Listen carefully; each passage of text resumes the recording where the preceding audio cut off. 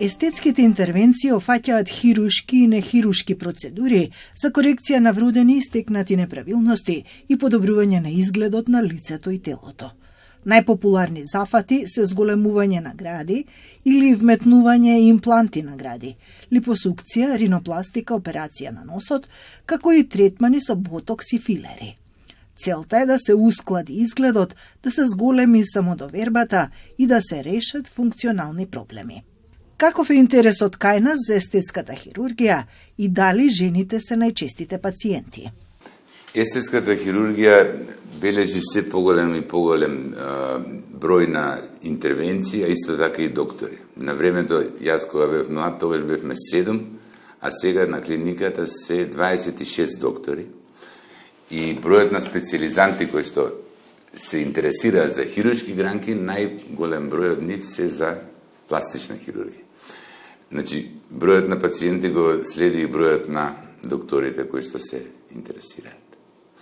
Најчести интервенции кои што се бараат се корекција на носот, обликот и дишењето на носот, корекција на градите, во смисол зголемување, намалување, подигнување на гради, потоа корекција на стомакот, липосукцијата и понатаму, како можеби малце поредки, се блефаропластиката, корекција на очните капаци, корекцијата на лицето, фейслифтингот и корекција на целото тело.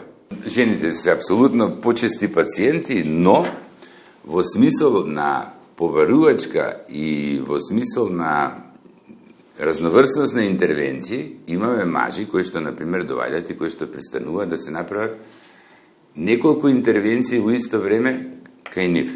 Значи, барањата се ај малце ова, малце ова, малце ова. Значи, имаме во барања кои што се апсолутно оправдани, имаме апсолутно и некои чудни барања кои што тука е докторот кој што треба да го процени психолошкиот момент, емоционалната стабилност на пациентот. Така да и мажите стануваат се повеќе и повеќе на број. Пациентите воглавно имаат големи очекувања од вас, докторите.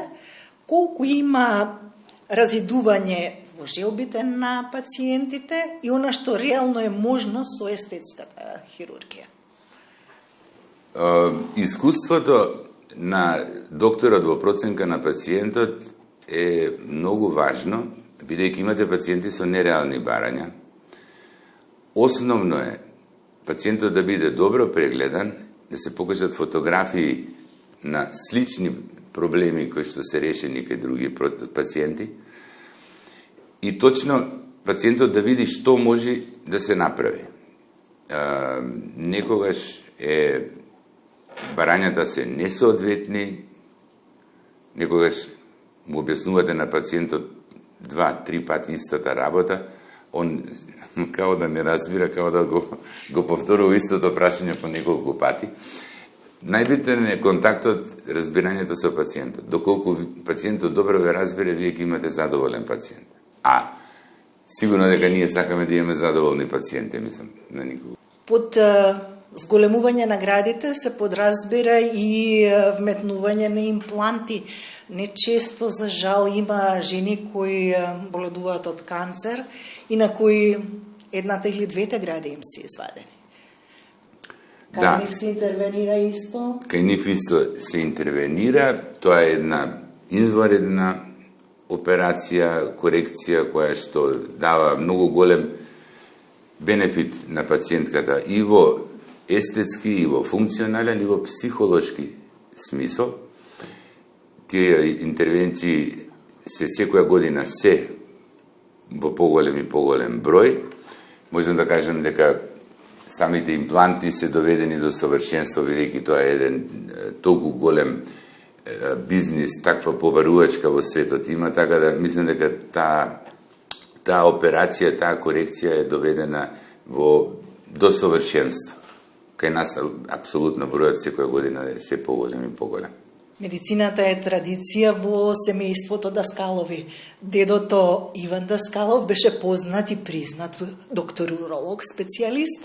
Таткото Огнен Даскалов е еден од врвните естетски хирурзи во Македонија и секако иднината останува на младите. Еве го во емисијата во живо и најмладиот од докторското семејство Даскалови. Кои интервенции се најчесто барани од вас? Најбарани корекции се корекција на градите, не само зголемувањето на градите, туку и реконструкцијата на градите, намалувањето, подигнувањето и така натаму. Потоа корекции на носот, менување на обликот на носот, корекција на обликот на ушите, корекција на обликот на менување на формата на капаците, дали подигнување, дали отстранување на вишокот на масно ткиво или кожа и секако корекции, помалку застапени корекции на лицето и тука секако би ги спомнал инвазивните и неинвазивните методи, односно популарни филери, ботокси, PRP, мезотерапии, ласери, кои што се почесто ги слушаме сега во помодерно време. Колку мажите се заинтересирани за филери и за ботокси? Па, сепак има интерес, меѓутоа доста е помал. Повеќе би рекол некои корекции, не знам, кога има машки гради, присуство зголемени машки гради или пак некоја стара повреда, па доаѓаат кај нас со мака, со цел да се реконструира, односно да се врати во првобитното како што било пред повредата. И секако би напоменал естетски корекции на носот, како и функционално, односно кога имаат мажите проблеми со дишењето, па да се коригира и функционалниот дел и естетскиот дел, затоа што се тоа може да се заврши во еден иззафат. Зборуваме за ринопластика или народски кажано тоа е операција или корекција на носот. Блефаропластика беше за корекција на капаците и абдоминопластика за корекција на стомакот. Колку ова последново се комбинира со липосукцијата и каков е интересот?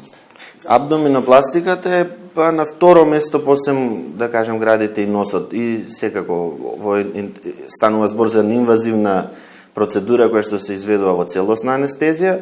Обично кога е завршен процесот на слабење кај пациентот, тогаш доаѓаат и се интересираат за овој зафат со цел да се отстрани вишокот на кожа и вишокот на масно ткиво. И успеваме некаде до 3 до 4 килограми да се отстрани кожа и една порција на масно ткиво, така да кажем.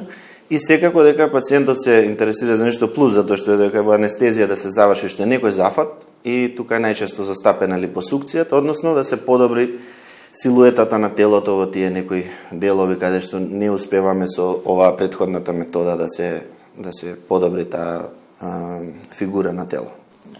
Докторе, посакувам многу успех и благодарност што денеска бевте гостин на емисијата во живо.